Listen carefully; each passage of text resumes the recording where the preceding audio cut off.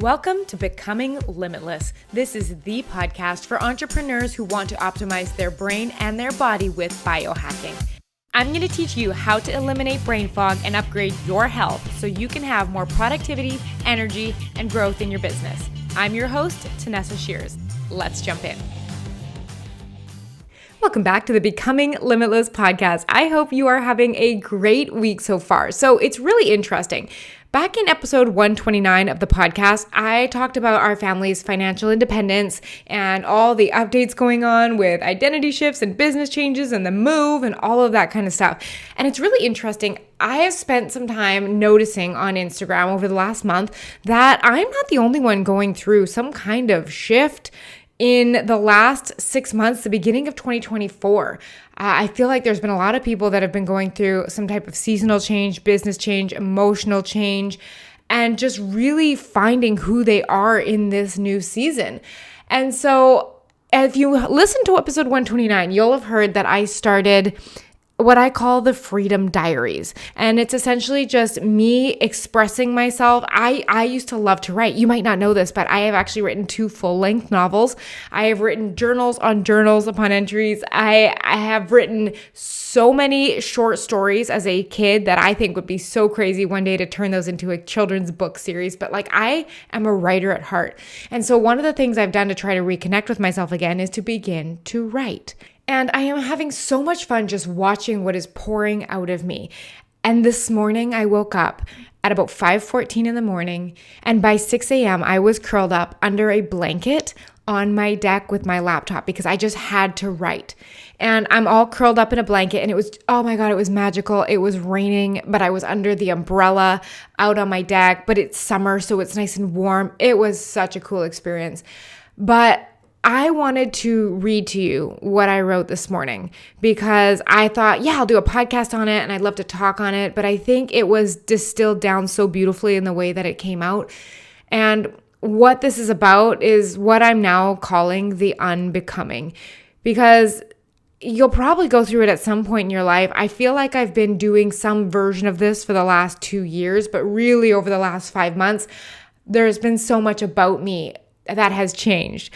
So this article that I wrote is part of the Freedom Diaries. I'll make sure that everything I speak of, I will leave links for you in the description so you can go click along. But it's a free diary that I'm writing on all the adventures our family is going on and this self-discovery process.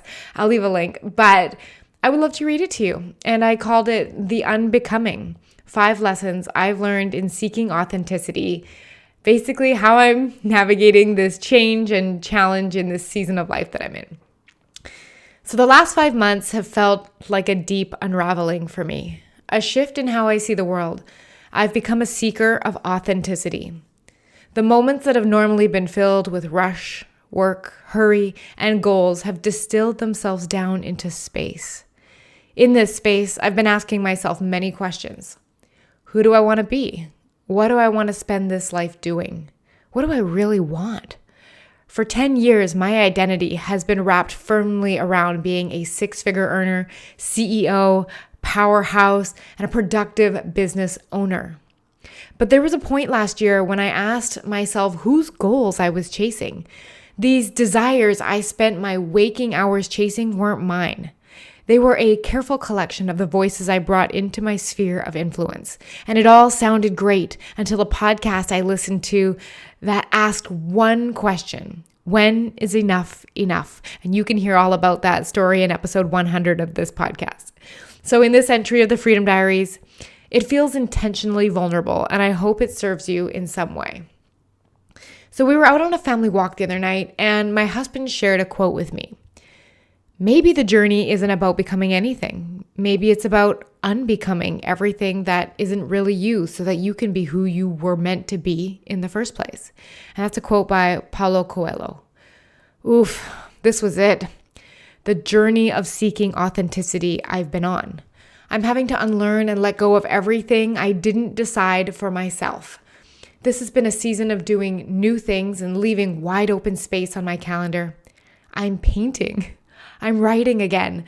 I want to wear dresses. I'm exercising much more gently and healing old injuries with physiotherapy. The further down this path I walk, the more bubbles of expression pop up.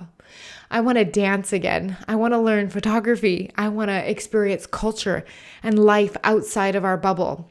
So in this unbecoming process, I've unlearned 5 lessons so far that I'd love to share with you, and these are lessons from my Freedom Diaries. So lessons in unbecoming. These are things I've had to unlearn.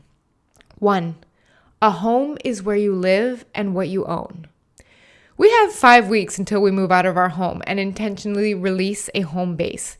We will have no place to call home for me and my family for the foreseeable future as we head out on this new adventure.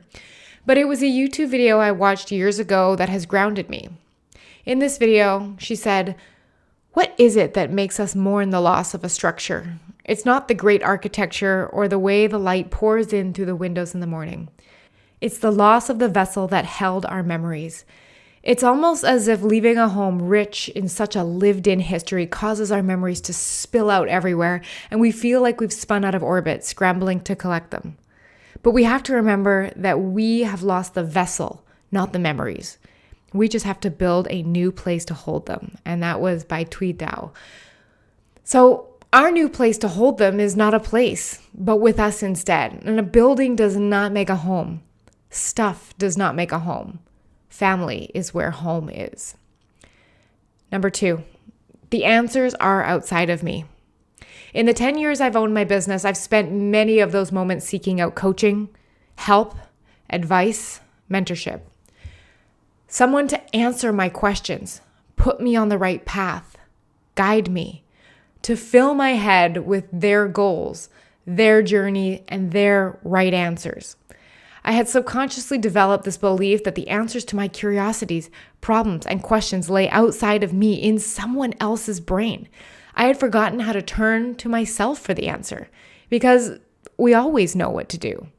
We may need a new skill set or a reflection of our thinking on occasion, but constantly drowning out my voice in the pursuit of more, growth, and doing it right has silenced my voice. And for the first time in years, I've gently let go of always having a business coach. Since February, I've been on my own. And not only is my own voice starting to speak again, but I have relearned what it feels like for something to be a yes in my body. When you always seek someone else's answers, you stop your intuition from guiding you. I can hear my intuition again. Number 3, the known is safe. Partly due to my upbringing and partly due to parts of me that I've accepted and never questioned, I've unintentionally created a belief that familiarity is safety. I ate the same foods for the first 25 years of my life, and I've traveled to only one country, to an all-inclusive resort where I believed I could predict my experience. I've strong-armed change into submission to protect myself. I've begun to break this belief beginning with our 2-month trip to Panama in January of this year. Living in a foreign country with a 1 and 3-year-old where we can't understand the language was a wonderfully challenging experience for me. And now I seek it. There is very little known in my current future. Where we will live, what it will be like, where we will travel, how my business will evolve. But what do I know? It'll be an adventure that I will never forget. I'll be with the 3 people I love most in the world, and most importantly, we'll figure it out. Number 4, money will make me feel certainty, safety, and successful. This one I've had to come to terms with in a brutally blunt way recently. In this place where we no longer need to work for money and can travel extensively, I would have thought my brain would have calmed down by now, but it hasn't. I remember when I used to think, when we reach $4,000 of monthly dividends, I'm going to feel so expansive and certain and safe and successful. And when it didn't happen, I felt for sure that $6,000 per month would do the trick. And here we are today at $7,198 per month. And my brain told me yesterday that these feelings are all going to finally unlock at $8,000 per month. Then I can really start living. I see you, brain. I see you. The horizon keeps moving. What is all that money for if not to travel freely, experience my kids growing up, and to live now? I shall not put it off one moment longer. I decide how I feel. The last 5 months have been an awakening for me, a coming to terms with my own scarcity. I see you, brain. Number 5, the path must be a logical one. We all know the path. Get a job, maybe graduate from university, get married, have kids, work, retire, maybe travel, and die. It's as if our life has been predetermined, organized into a sequential series of steps that follow a timeline. A must happen, and then B. And it should take this very specific amount of time. But through this unbecoming, I have found this spiritual side of me that I've never met before. A welcoming of consciousness, universe, and energy into my life. The path is not linear, nor is it logical. It can quantum leap forward, or it can take decades longer than planned. Life doesn't happen on my timeline, and it also doesn't happen in order. Once I recognized that and released control of needing to control, things moved.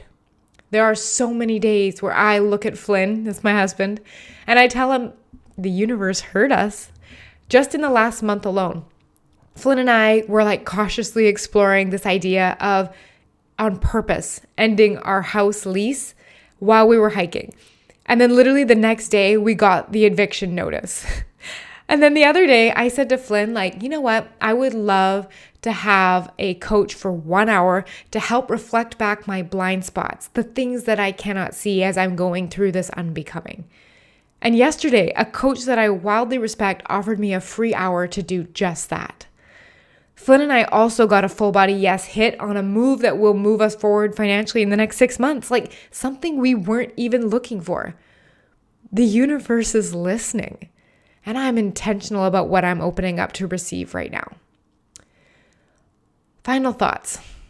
Authenticity is feeling bare, transparent, and connected to who I am and what I want. No longer living and guiding my life by anyone's voice other than my own. This journey isn't about becoming anything. It's about unbecoming. And these are the 5 lessons that I've learned.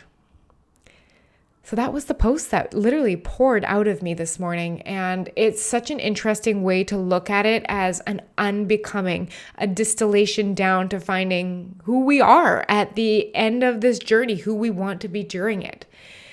So I hope this has been helpful, inspiring, interesting in some way.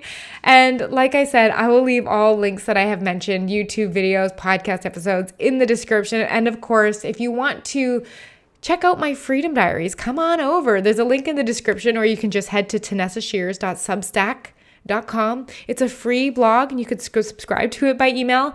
A lot of the posts that I'm writing about are this adventure we're going on and financial freedom and financial independence. So it's basically following our adventures over the next several years and basically documenting how we were able to retire and become financially independent by 33 and travel part-time with our girls.